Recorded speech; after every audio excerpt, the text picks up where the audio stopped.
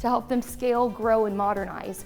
And this future-proofing aspect of bringing somebody into a company that can up-level the existing team and can really raise the bar for how everybody's working, how everybody's leading, and the systems and processes that are underpinning that business has the human and economic potential to be absolutely huge if more people are willing to put jobs in this sector and to create this as, really real part of our economy. Server-based computing, you had a server and that was it. That's how you started your business. You put a machine in the corner and that was how you got started. Then you virtualized the machines and now they're in the cloud, they're everywhere. And I feel like the same kind of trend is happening in, with labor and with work and with getting work done. It can be done anywhere, it can be done quickly. Yep. Yeah, I think you probably noticed when Jerome was talking about immersive, this notion of it has to be global, right? It's got to be literally global from the very beginning, because if you try to start a small business in New Zealand that only serves New Zealand, there are global businesses who are busy building global businesses ready to take your business from you.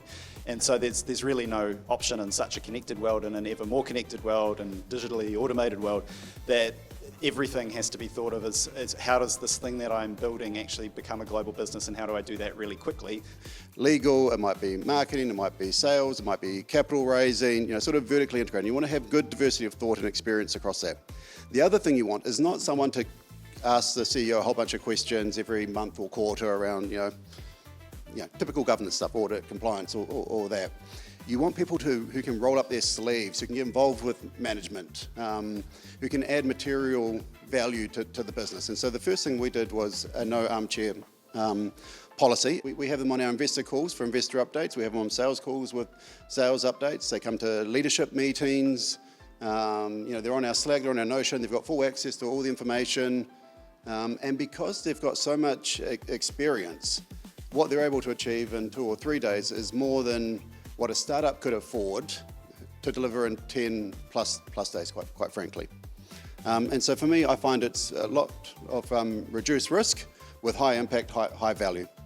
I firmly believe that this is going to become competition to the traditional Big Four consulting model, because if you can take a person who knows how to come in and build an entire team in an enterprise setting, which is at least a third of our directory are people who've worked for enterprise companies, then they're actually way cheaper and a way competitive model to going in and having someone on a billable hour a few years out of school. So actually, we talk a lot about startups, but this has the potential to completely disrupt how established companies are also doing work. The kind of coaching that I could afford is not the same as the level of coaching that I've got. So I've got people that have worked for international organisations or multinationals of 100,000 people or more. Think of the kind of coaching that they can give my team that I wouldn't otherwise be able to get. So they extend and accelerate that team much faster than I could otherwise do. We have a fractional CFO, and I have a separate fractional COO whose permanent job is helping with capital raising. That is not, well actually you could argue, just from what I've said, that is the business model of the company, raise capital, put things in the ground, but that's not something that I want to impose on the day-to-day exec team. Where there's more fractional leaders in the room than there are full-time employees, because these CEOs understand that getting people before strategy is an important way to unlock. As Jim Collins talks about, there's no point driving the bus to where you think it's going to go and then ask people to come on to help take it to the next level. You've got to have the right people to drive that strategy. I'm about to dispel a myth. There are no marketing unicorns. Okay, there is no 1 or 2 marketing people, myself included, that have all the skills and expertise and capability to provide marketing, strategy and execution for every company's age and stage of growth. It changes, and it changes constantly.